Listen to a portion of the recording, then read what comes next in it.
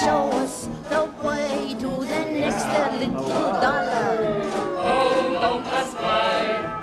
Oh, don't ask why. For we must find the next little dollar. For if we don't find. So many women today are famous just for how they look. So many women can't be famous because they're not thin. I mean, I think that's really problematic that you can't really be a female artist in this country and get a lot of fame and notoriety unless you're really thin.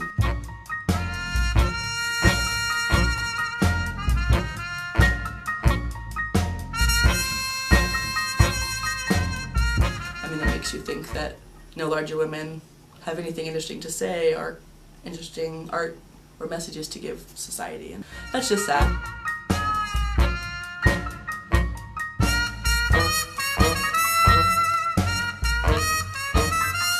There was hundreds of women in something called the Amazon March.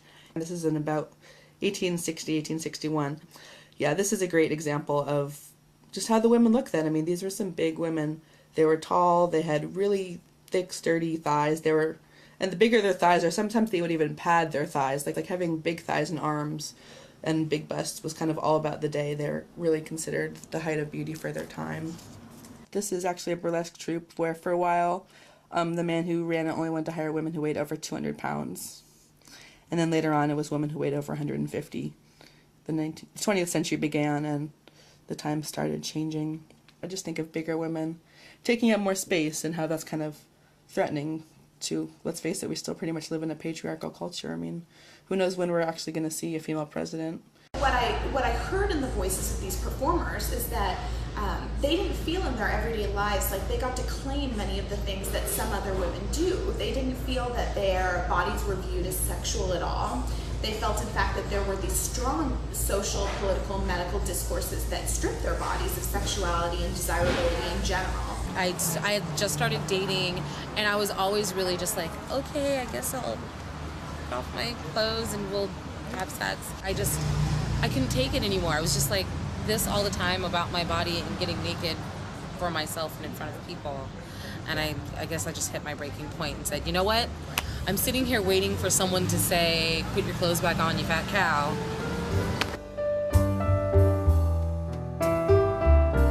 I said, you know what? Here it is. Take it or leave it. Let's hear it. I'm tired of waiting to hear it. Let it come. No one's ever come up to me and said, could you never take off your clothes again? Because really that's unsightly. And no one's ever yelled, you know, fat cow on stage or anything like that. Just, I've actually gotten a lot of really positive feedback. You know, research has shown that all women sort of experience their bodies as projects that they work on through their whole lives, right? So their bodies, their experiences with their bodies change over time, but they're never satisfied.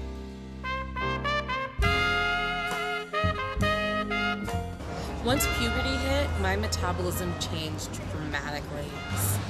I was a double D bra coming out of junior high and a triple D graduating high school.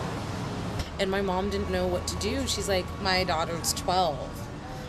I shouldn't be dressing her like a woman, but she's not quite a kid. And oh my God, she has a bust, cover her up. I don't want men to look at her like that. Not yet, not yet.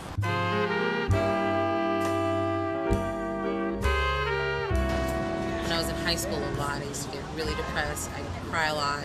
What I heard a lot growing up was, you know, if you pull back right here, see that? That's where your actual face is. All this is extra fat. I got a lot of, you'd be beautiful if you do this, which it doesn't help when you're that young because you don't know what to do with that. I'd be beautiful if I lost weight. You can either go one of two ways. Go crazy trying to lose the weight, or get depressed and eat more weight on you, which is what I did. I didn't really grow up being told that I was beautiful. I was kind of just told that I was smart. And while that was an amazing thing, it kind of wreaked havoc in its own way on my self-esteem. And I wasn't getting any validation from really my family or anyone around me that I was pretty. And then I went off to college and I just started learning more about feminism and kind of the different complexities of it. I remember going to a gay pride march in New York City.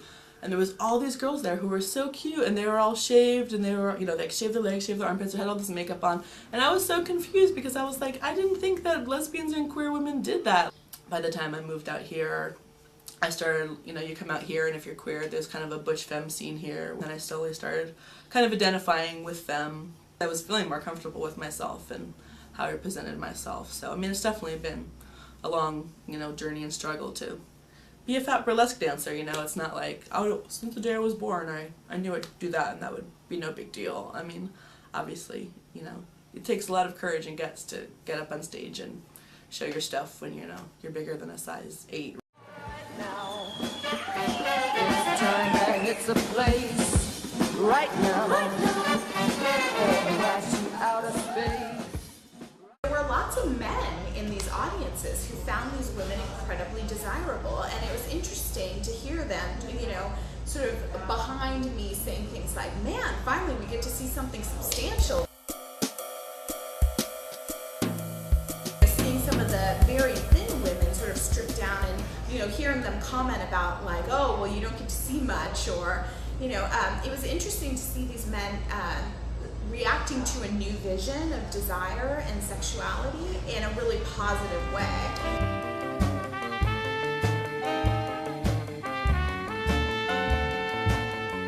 The performers that I spoke with did speak a little bit about fetishization, and they really drew a line between this sort of like creepy fetish, which was really about viewing the fat body as something that was so monstrous that it provoked desire.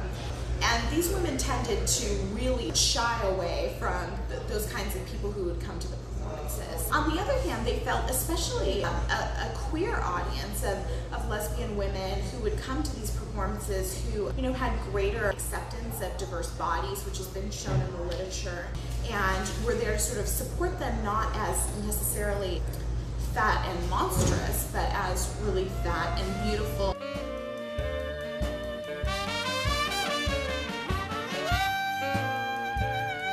You go to these burlesque shows and you hear, these huge audiences hooting and hollering and screaming at the stage and really bolstering these performers.